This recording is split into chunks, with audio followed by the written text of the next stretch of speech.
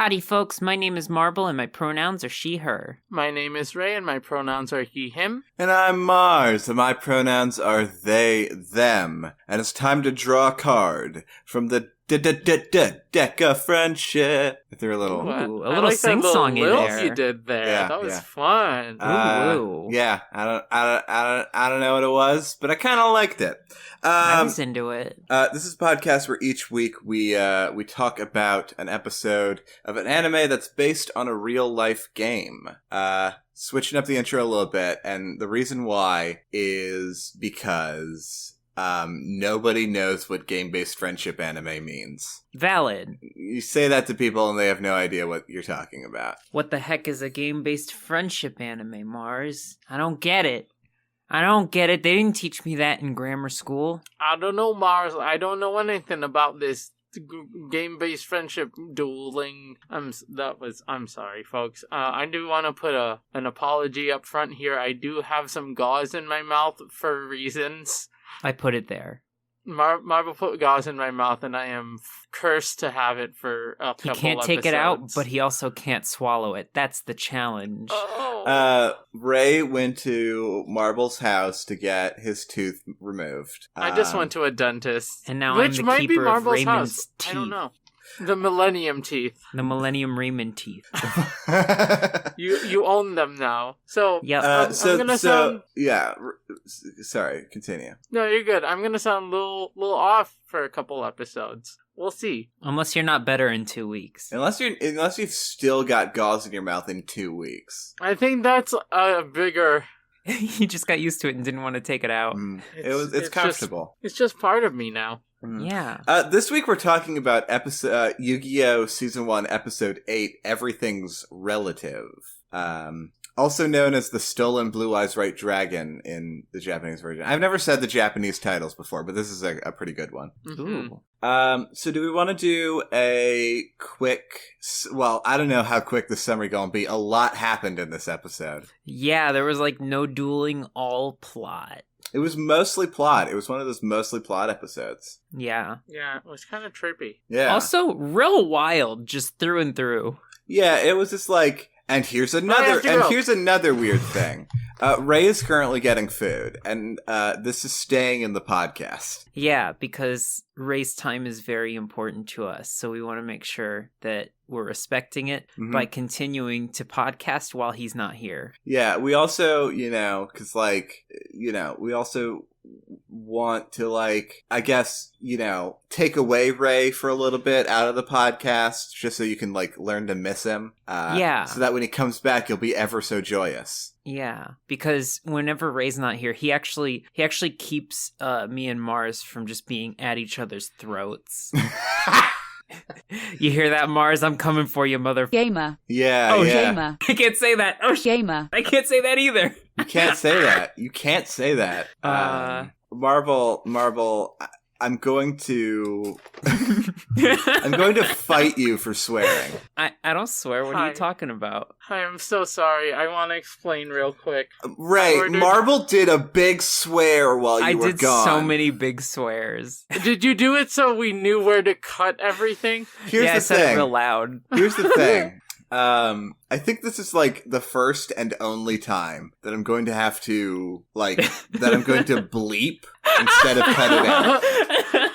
Oh, I like that. I'm so sorry. Oh, thank God. Because that all needs to stay, I think. Yeah, that was really good. Oh man, I can't wait to hear it. I'm sorry. Okay, so I want to explain myself real quick. I ordered food. Yes. And one of the biggest anxieties that come to me is making delivery people wait at the door. Oh yeah. I just don't want them to be there forever. It's not because I'm hungry and need the food. I don't want them waiting forever because they have other things to do, and it gives me a lot of anxiety. Mm-hmm. I like to wait outside for delivery people. Yeah, if I can, I would, but we're recording, and as soon as I heard the doorbell, I'm like, boom! You could have taken your whole recording setup outside. We could have met the delivery person, had them as a guest, what their favorite Yugi card was. Yugi card. So, okay. All right, back in. I'm sorry. Now that Ray has returned from the food dimension, let's talk about this episode a little bit. And by a little bit, I mean for a whole episode of our podcast. Wow. So, That sounds like it could take 45 minutes to an hour. It could take about 45 minutes to an hour, I think, in my estimation. So let's do a quick plot summary of this episode. Pegasus is reading a comic book. So it opens. Can I please? Yes, please? Go So for it. the episode starts with Pegasus, like, in his dining hall, just, like, doing the most evil laugh we have heard on this show today. And that's saying something, because Weevil had an evil laugh on him. But he's like evil cackling. He's like, "Mwahahaha, I am a horrible gay stereotype."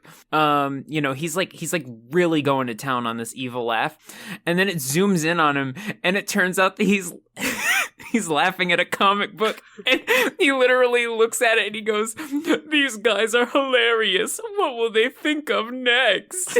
It's so choice. It's so good. It's such a good choice. Now, here's the thing. We don't open with that. We open with a masked child. A mystery boy. Climbing down a tower a la Rapunzel, going,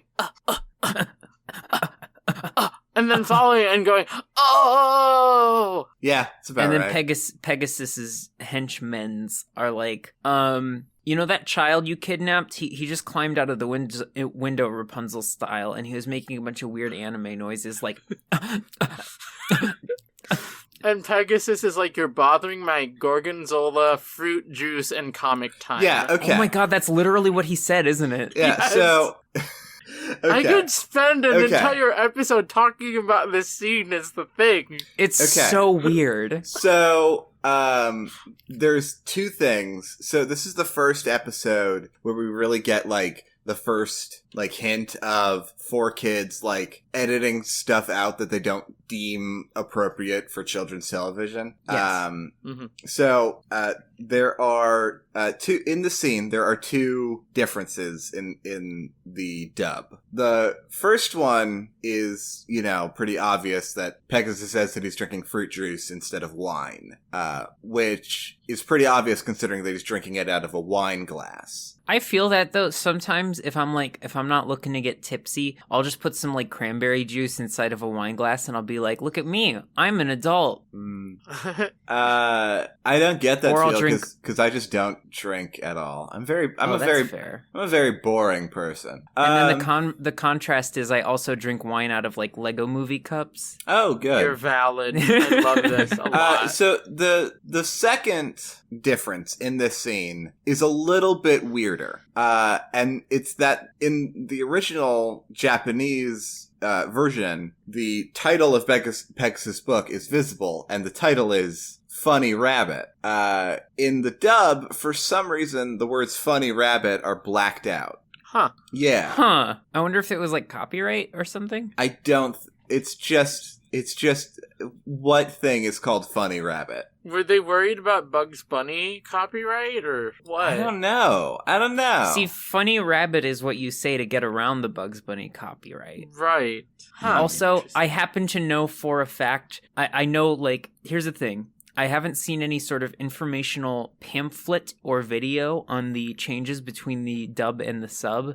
But there is another change in this episode, and I don't know it for a fact. Like, nobody told me this. I just feel it in my heart and soul, and I'd like to cover it when we get to it. And I'm sure that if you have the differences in front of you, you know what I'm talking about. I'm pretty sure we all know. I think we all know, and if you're talking about what I think you're talking about, I probably am.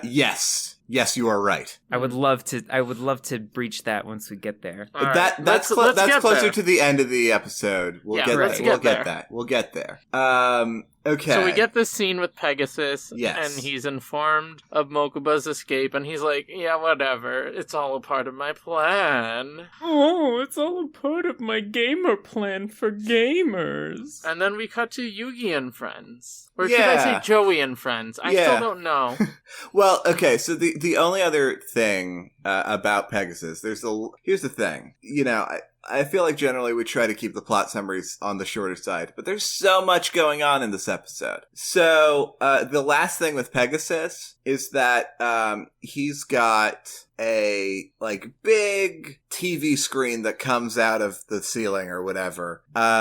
And apparently he's just got spy cameras all over the island, but is specifically just watching Yugi.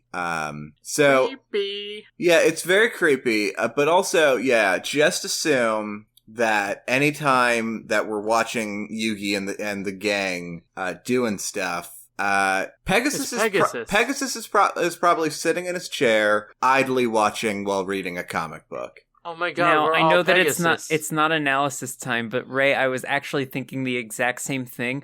Is Pegasus the audience stand-in? I think he is. Are we just watching Pegasus's secret cameras to see what Yugi and his friends are up to? Okay, it's not analysis time, but oh gosh. I want to talk about how I want to talk about how this implies then that Pegasus is the audience surrogate, and they are putting us in a position of power to get torn down by Yugi and Joey at some point. Well, it's like social commentary, right? Yes. It's like everyone has the capacity to steal and appropriate items from Egyptian tombs and turn them into a children's card game where you trap a bunch of people on an island and force them to fight for your amusement. It's like that game, what is it called?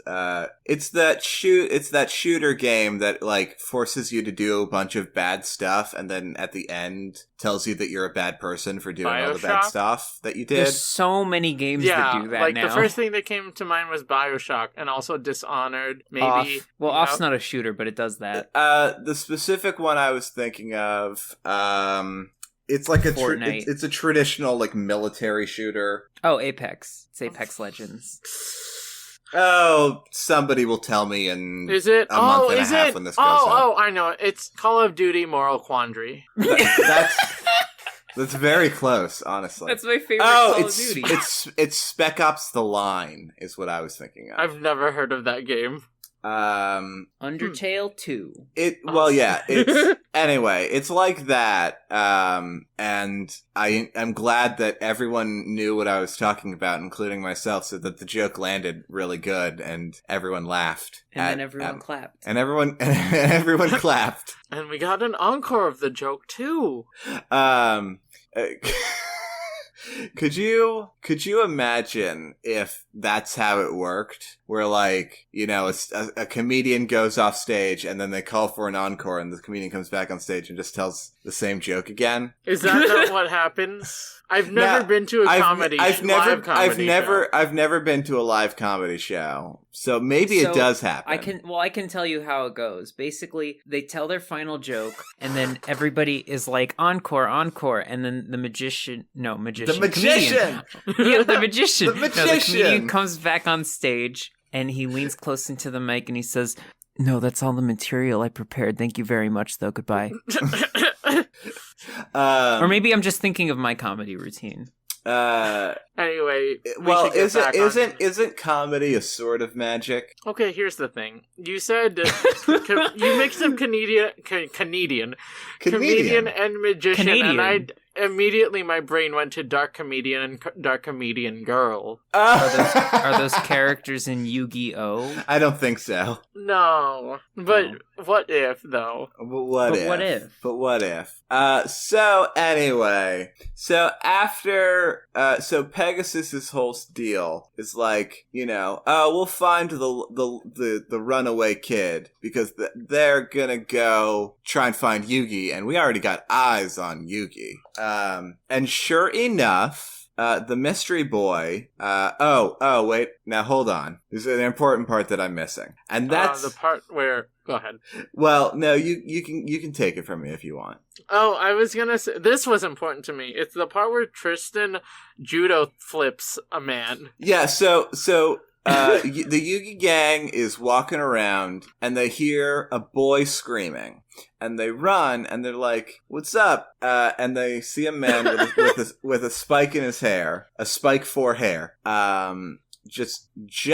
complete, like, grappling a child. He looks like the final evolution of Tristan. He does. He does. I can't. He looks wait. like if you give Tristan the Moonstone and he heckin' evolves. It's right Dark in front of Tristan. I can't wait until Tristan levels up and evolves into Chemo, which is that guy's name. Oh, interesting. Kemo. Okay, so they see Chemo being grappling this boy. And the boy is like, hey, all of my starships got stolen by a mystery lad. And, like, it's not fair that I'm being kicked off the island because he's being kicked off the island. And Chemo's like, hey, the boat's leaving in 30 minutes. If you can get the starships back in 30 minutes, then this kid can get back into the competition. So, they go back to the scene of the crime and get jumped by said mystery lad. Which, by the way, it's Mokuba. It's Mokuba Kaiba. It's Mokuba. Oh my goodness, I didn't see that coming. It's little brother Kaiba. This is also the first time you did say his Mokuba's name earlier in this episode when during the plot summary. Mm-hmm. So did we already say Mokuba's this territory? Yep. Okay. Well, whatever. It's Mokuba. So yeah, this is the first time, I think this is the first time we're learning Mokuba's name, but we've seen him before. Yes. During the first episode, he was in the sidelines for Kaiba briefly. Kick his butt, big brother! You know, something like that. Kick the man's butt. So, then, okay. So Mokuba challenges Yugi to a duel, with the stolen starships and deck. By the way, Mokuba stole this kid's whole deck. So, like, not great, but okay, whatever. And can we... I don't even know how to begin to describe Mokuba's motivations, really. Okay. I wrote some notes down on this, so I can cover this a little bit. Please take it from me. Okay, so essentially Mokuba's motivation to duel Yugi, at least up front, is that he's upset that Yugi broke up his family because Kaiba left Kaiba Corps and Mokuba to go soul searching after Yugi mind broke him. Right, yeah, so... And then... Which makes it seem a little bit less altruistic, doesn't it? Yes. Mm-hmm. But then he also reveals afterwards, after we find the real reason. Well, that's his personal reason, but another reason is that Pegasus is trying to take over Kaiba Corps. Mm-hmm. And in order to do that, they have to get rid of Seto Kaiba, and make Mokuba the quote-unquote head of Kaiba Corps because of bylaws saying that it has to be a Kaiba in charge. Right, and there's a lot of stupid power struggle involved. But there's another layer to this, which is very confusing. And that's that apparently, in order to take over Kaiba Corps, Pegasus needs to beat Yugi in a duel. Because, and Mokuba's trying to beat Yugi so that he can take over Kaiba Corp instead of Pegasus. Is my understanding because of what my happened. understanding was that, like, they had to defeat Yugi because of Kaiba's humiliation. Yeah, and Mokuba's reasoning to beat Yugi was so that Yugi got kicked out of the competition. That way, Pegasus can't fight Yugi and take that humiliation kick. By the way, it's very confusing. The summary of this episode is like 15 paragraphs long. Jeez. Well, yeah, so's mine.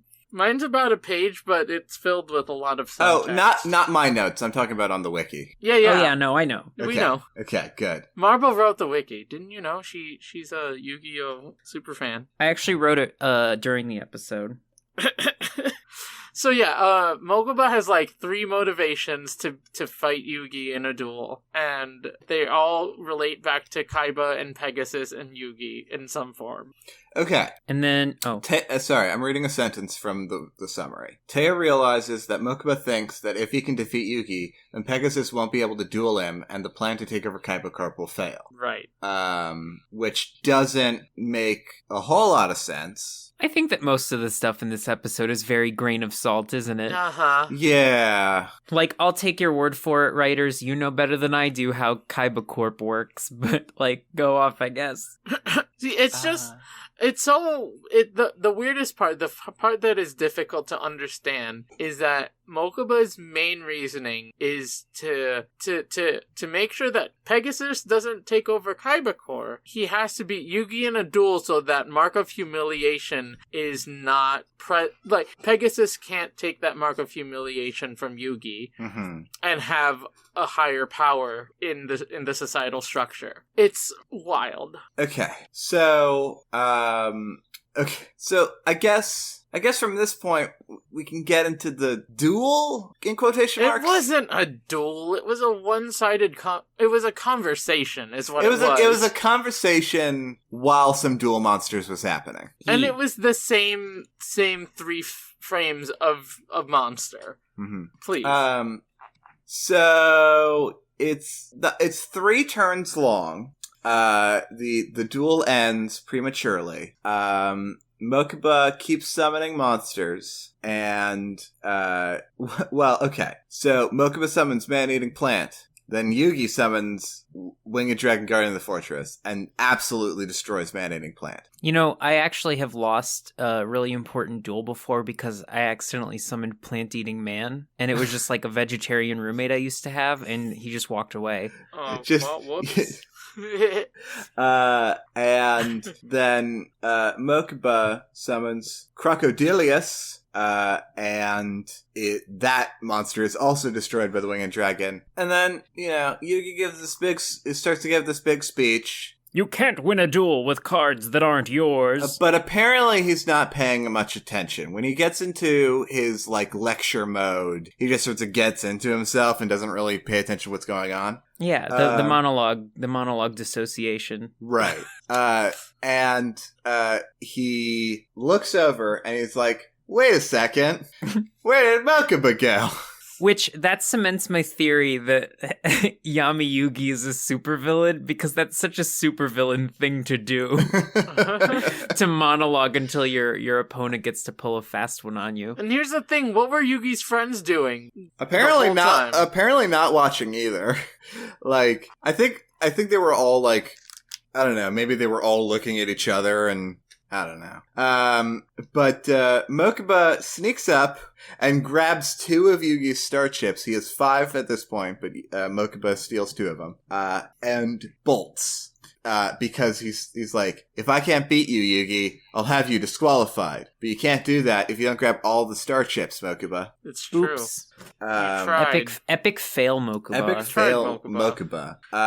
So Yugi convinces... he Mokuba. lectures harder. He lectures harder. He was like, if that lecture didn't work, then let's try this one. Yugi promises Mokuba to help beat Pegasus together, and I was like, but first we gotta return all the stuff to the boy from the boy you stole the stuff from. And I go to the boat, and it's already gone. It's already gone and going.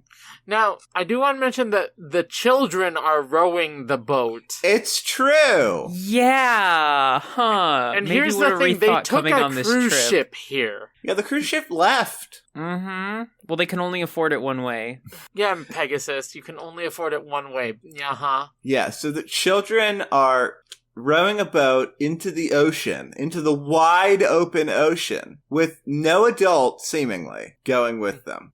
I don't know, maybe Weevil's an adult. Weevil is not an adult. He's just Even a very if small he is, adult. He is not responsible. No, he's not qualified. No. So, I don't know. There's a possibility that they get stranded in the middle of the ocean and have to resort to cannibalism, and it's just not a good scene.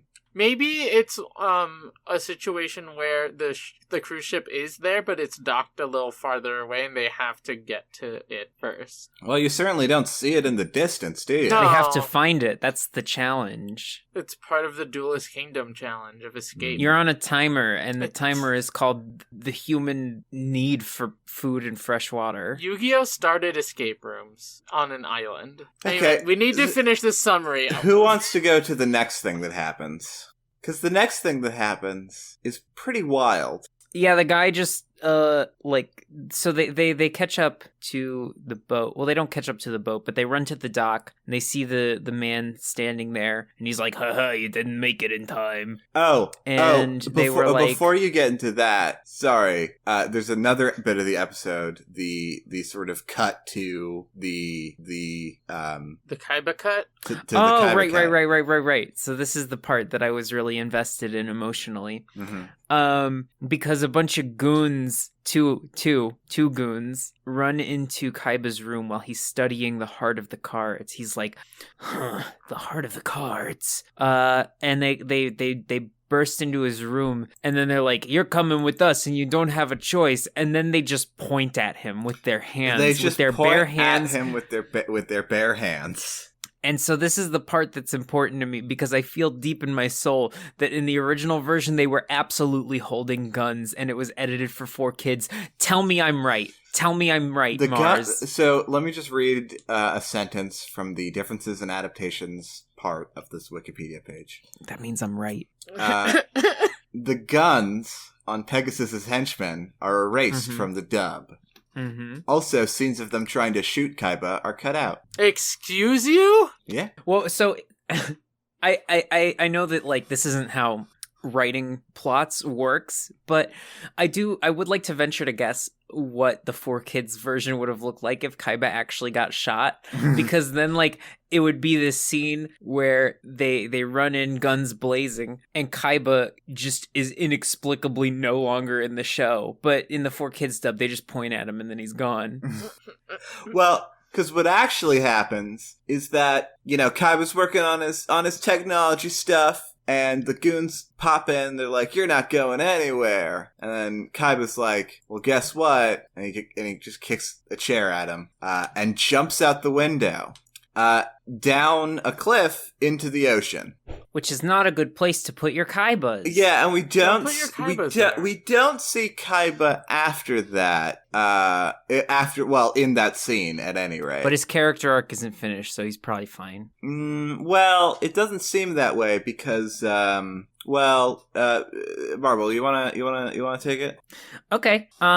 So then they reach the dock, and the guy is like, hey, you were too late. And they were like, we still got like 10 minutes left. And he was like, nope, tough bits. Tough stuff, McGruff. I'll show myself the door. And they're like, but we got his star chips back. And they hold him out to show the big tough man. And the big tough man is like, your money's no good here. And then he smacks the star chips into the ocean. Which is really wild. He is just bullying children now. Oh yeah, for sure. I guess he has been doing that from the start. No, and also in the flashback with Pegasus, like in the business meeting with the folks, like talking about the plan to take over Kaiba Corp and kidnapping Mokuba. Kimo is the goon that grabbed Mokuba in that flashback. So, like, it's a little curious that Mokuba didn't seem to recognize him on the dock, He's just a man that likes hurting children, I guess. He is. And also...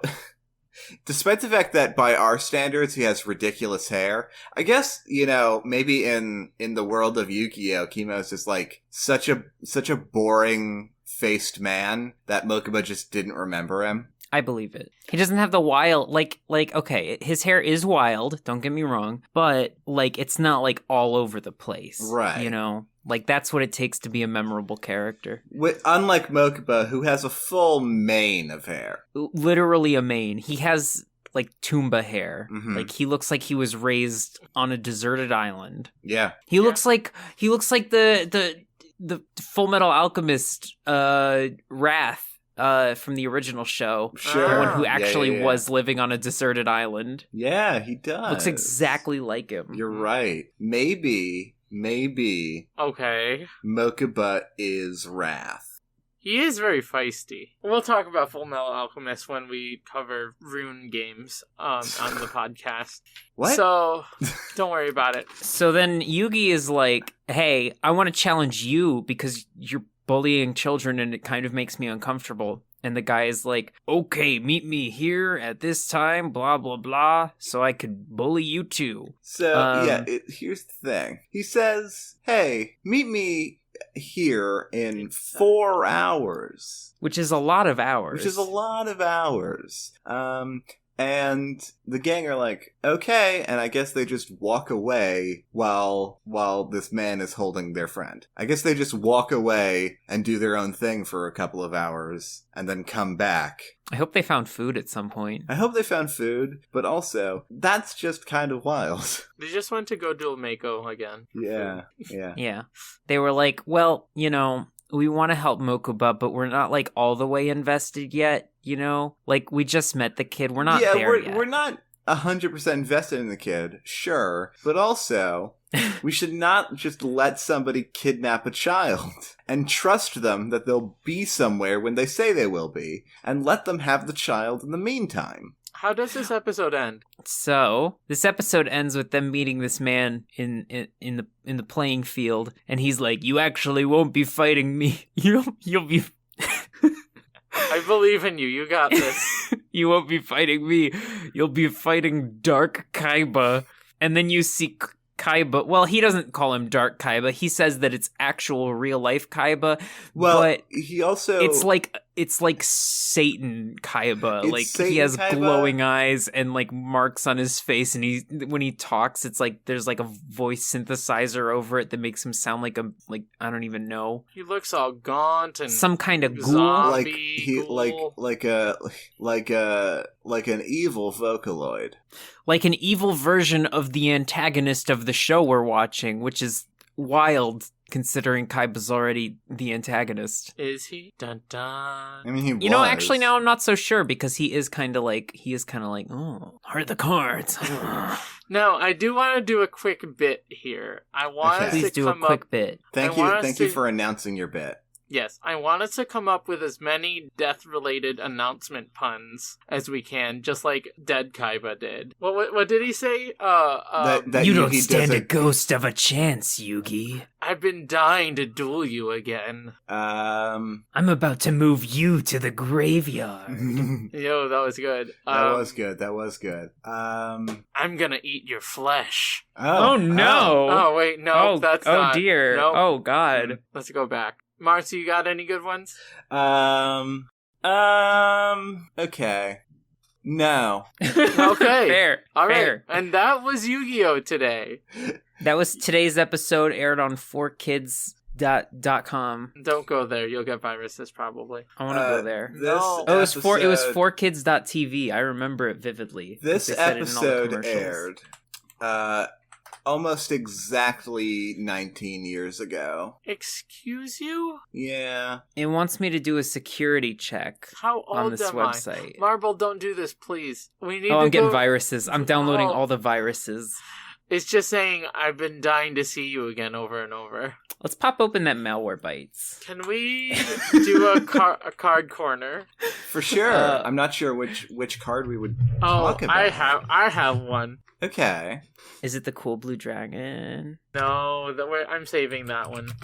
Is it man-eating plant? Yes, because I get to make Little Shop of Horror jokes. Ooh, I haven't seen that movie. Okay, well, this won't work. How about we skip Card Corner this week? I'm sorry, but I cannot let you do that with a description like this. Okay, let's see. I can't open malware bites. I think I'm stuck with some 4Kids viruses. Okay. All right. No, you're right. We have to talk about man-eating plant now. I'm sorry. I'm sorry, what? We have to talk about man-eating plant. This description is juicy. It's a very juicy description. So, man-eating plant is a monster type card. Its attribute is earth. Its type is plant. It's a 2-star level. Attack is 800. Defense is 600. Not a great card overall. No. And its description: a meat-eating plant that is attractive to the eye but dangerous when approached. Now, okay, I'll take your word for it, Yu-Gi-Oh writers. But when looking at it, would you date piranha plant?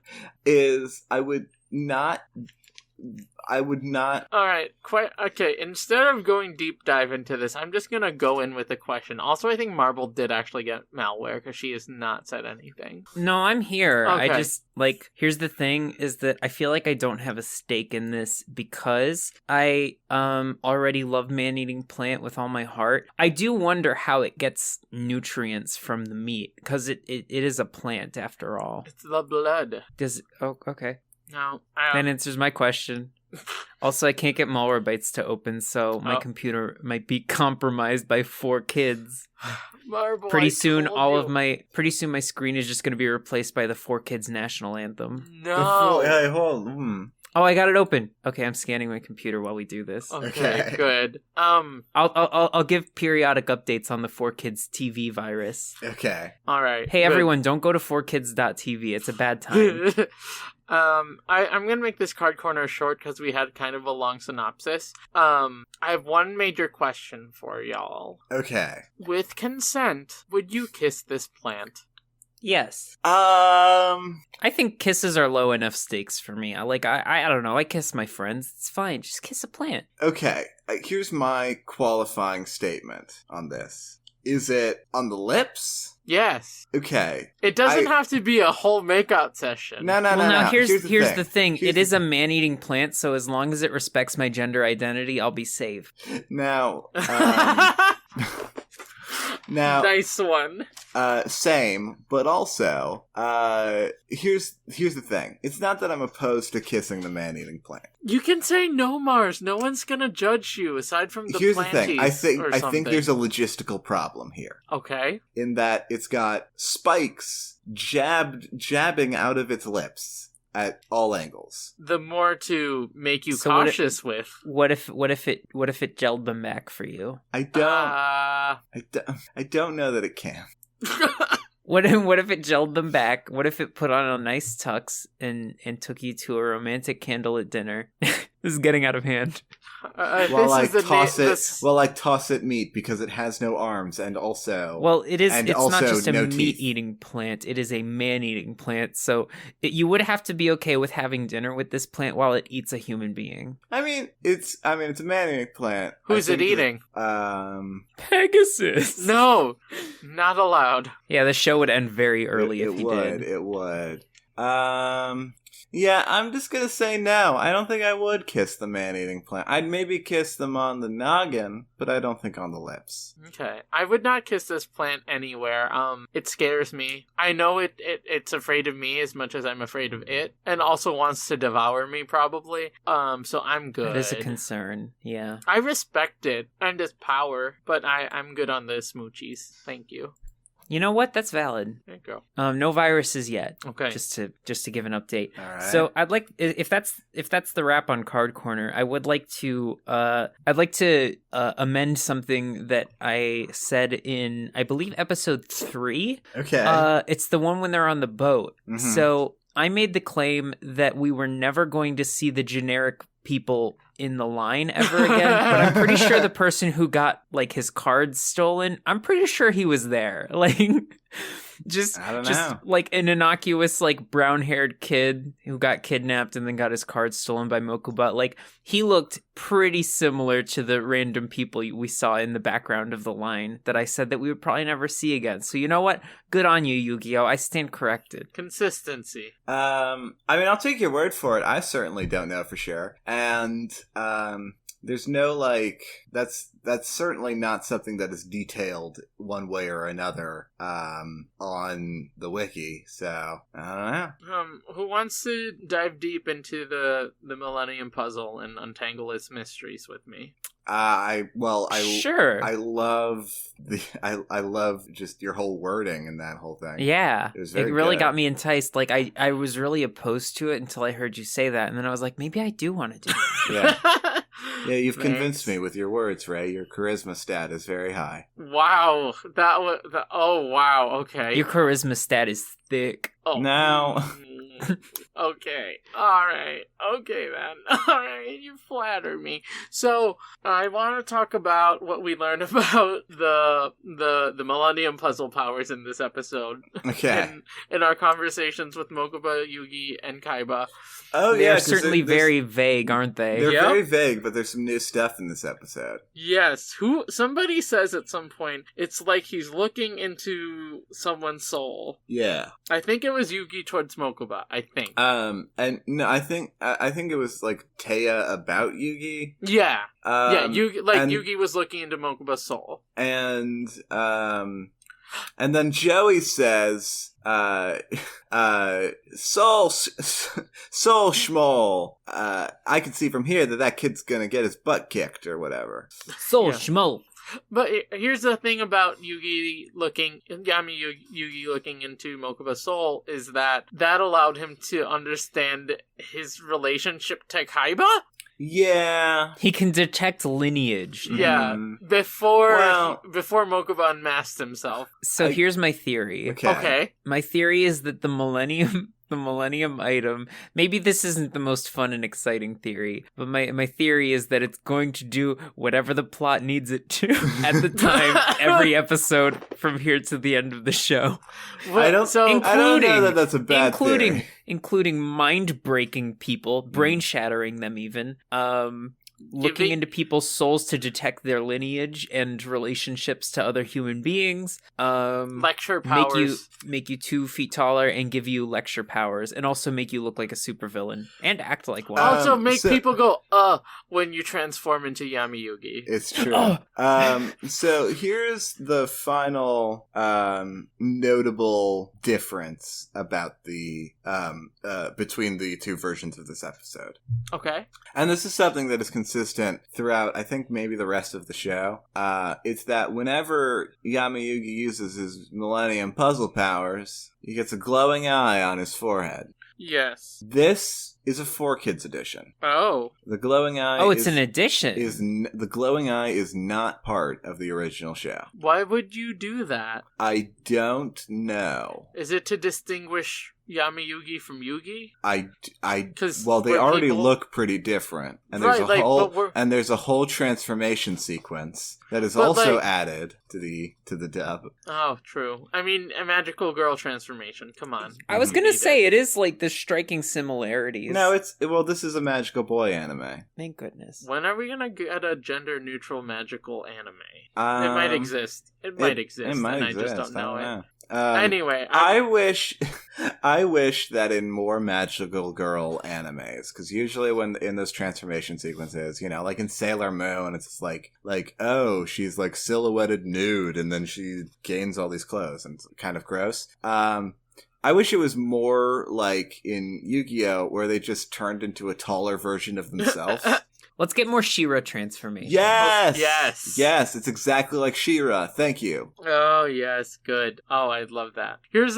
I want to see more transformations that are a bit more grounded and realistic, where the protagonist's friends run in with, like, extra gloves and capes and just put them on the character, but still make it very, very beautiful and fancy. Yes. And there's still music and posing. And if the character gets taller, then it's like an actual, like, growth spurt, and it takes a few days to sort of, like, even out, and they're, like, kind of sore the whole time, and they're like, I don't want to duel, I need ibuprofen, I hate this. I think I'm dehydrated. Or if they do magically grow bigger, it's just like all of their clothes don't fit anymore. Yep. They gotta go shopping. And it's just like, oh, my shoes are so tight. Oh, no. Anyway, speaking of size, wait, does anyone else have anything to say? No. No, take that out. But does anyone have anything else to say about the Millennium Puzzle powers that we learn about or not learn about in this episode? I don't know if this. Oh. No, go ahead. I was gonna say I don't know if this counts as a Millennium Puzzle quandary, but I do like the canonical addition that you cannot win a duel with cards that you stole from someone. It's just impossible. The heart of the cards won't allow it. Yeah. But what if they're given to you, like Grandpa to Yugi? That's completely different. That's not what he's saying. Especially if your grandpa has an astral projection contract with you, and he can just show up. Ray, if I came over to your house and I gave you a copy of Spyro the Dragon 2 for PS1, and I handed it to you. Did you say Spyro the Dragon 2? I did say Spyro the Dragon 2. Oh, for you PS1. know me so well. Ripto's Rage, baby. Yes. That's the best one. Autumn. When I hand you the case. Okay. Would you say that is stealing? No. Okay, so then, like, yeah. So the natural progression is what you're saying is that if Ray stole a copy of Spyro 2, then he wouldn't be able to beat it.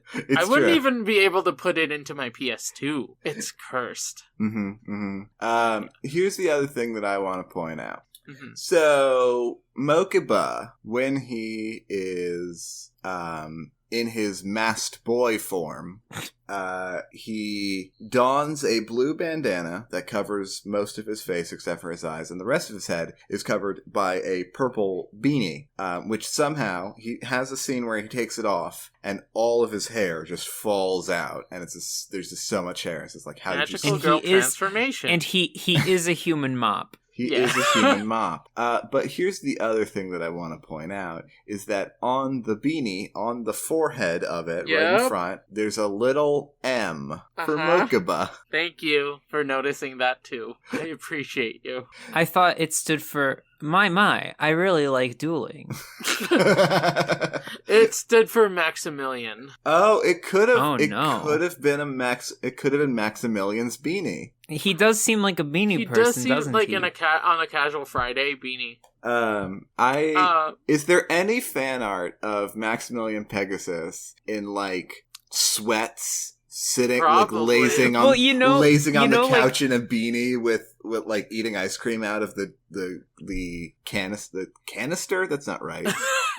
So I like the idea of like, you know how in the early 2000s you would see like t-shirts with like Tweety Bird and like Bugs Bunny on them, but they had like cigars and like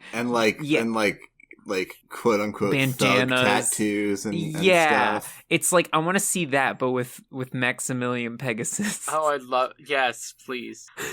Please no. They owe me. They owe me. Don't look up pictures of Maximilian Pegasus because it might include spoilers for you, Marvel. Okay. I do have one more thing about the Millennium Puzzle that I just remembered that was revealed to us. Okay. Yugi explicitly states that he mind broke Kaiba and took away an evil essence from him, clearing his mind. You're right. He does say that. He says that he like cleared away all of the evils from his mind or whatever. And now, honestly, I need him to mind break me real quick. TBH. It sounds therapeutic now. Now that they've sort of like given us this information, I'm like, come on, Yugi, get it over with. Come on. Break it. Smash it duel. Up. Come on. Give me that brain shatter. Now, are you willing to go through an entire duel and a lecture before he mind breaks you? Yeah. Yeah. Okay, then what is it? What is it, 20 minutes? It's part of the process. If you're hanging out with Yami Yugi, he's gonna give you a lecture. About friendship.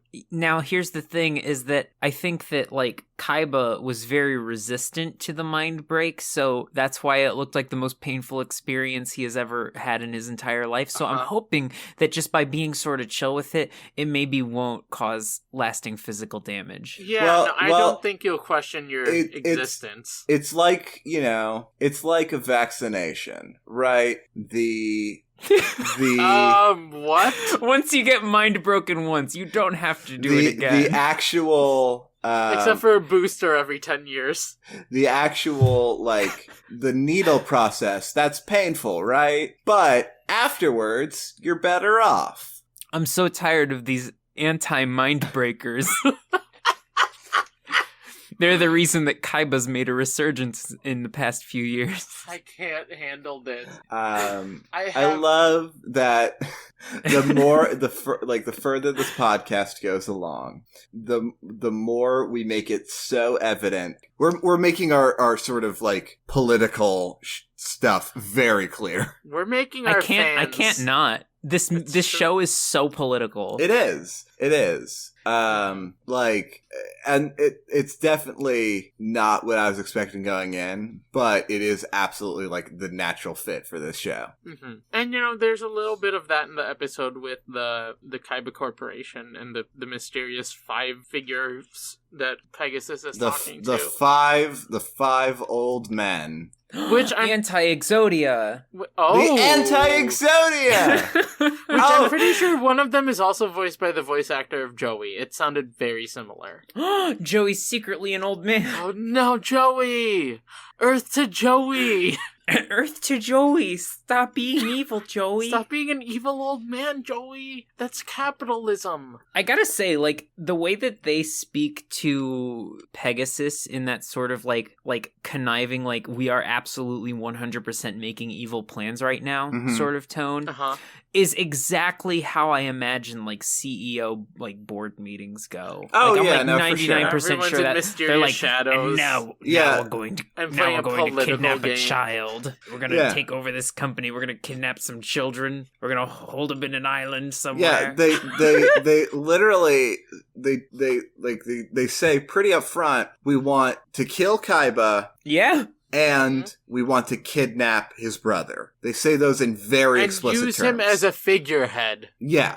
They're like, doing a regicide. They're like, yeah, they could not be more obviously evil.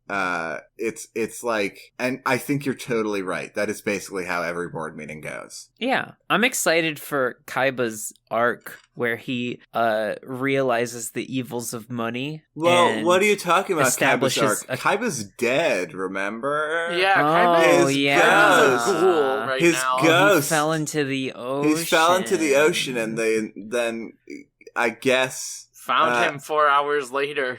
I think that Mako pulled him out. Oh. And then Mako and Kaiba eloped. That is not the word I was expecting. I want you to know this is the second time I've heard the wedding march today. What? Oh, okay. And I'm going to ask you the same question I did earlier. Who's getting married? Kaiba and Mako. Kaiba and Mako? Also me and the Harpy Lady. It's a double wedding. Oh my god. Double wedding. Yes. Is Judge Man going to preside over wedding? No. Is Judge Man an ordained minister? Ordained minister is probably that's card, right? That's priest man. That's ordained minister man. He bought his certificate online for $35. Now we're just goofing now. Now we're just making Mega Man bosses. Yeah. Ordained minister man is a Mega Man boss? Yes. Yeah. Priest just fill man? out this survey and pay $45 and you'll get your license sent in the mail and then you could fight Mega Man. Mm-hmm. Priest man flagellates you and also shoots beams of light at you. I love this. Are we? Is this the episode? Is this the episode? This one. I have one more thing, and it's important for plot. Okay. In Pegasus's castle, we do see 2 portraits of people we've never seen. Actually, no, that's a lie. We've seen one of them in the opening. Oh, sure. Right, I remember that. Kind of. Yeah. Neither of these people will come up for a while. Yeah, but this is the first time we see them in canon. Mm-hmm. Now, I have a little tidbit before we go that's important for plot. Okay. I'm gay. Marble. That's me. Hello. Well, this has been Deck of Friendship. Me too. Our hand's been played. Now, hold on. Mars, you need to do it. You're really stepping on Mars' toes right now, Ray. I do the outro. It's me. I'm the one who does it, Raymond. This is not a democracy, Raymond. You're both starting to call me Raymond. Well, I do it in an endearing way. Mars is doing it to intimidate. I know. do it in a hostile way because I'm mean now. Oh no, it's Dark Mars! It's Dark Mars, the dark side of the Mars. Marble! What's wrong, Ray? You look like you've seen a ghost. Marble, you have to duel them! I'm Dark Marble. No! I'm Dark Marble, Ray. I'm a straight person. I hate this canon. I hate this canon so much. Hey, even Dark Mars isn't straight. We need to stop this. You don't stand a ghost of a chance. Goodbye, everybody. I'm ending the episode. I'm pulling the plug. Here we go. Bye. Hey, everyone. Thank you so much for listening to Deck of Friendship. Thank you. Thank you. Thank you. If you enjoyed the show, hey, share it with a friend. It would really mean a lot to us. And B, hey, if you wanted to leave a review on iTunes, that would be also really cool of you. You can find us on Twitter at Friendship Deck, or at deckofriendshippod@gmail.com. Our turn is over. Your move.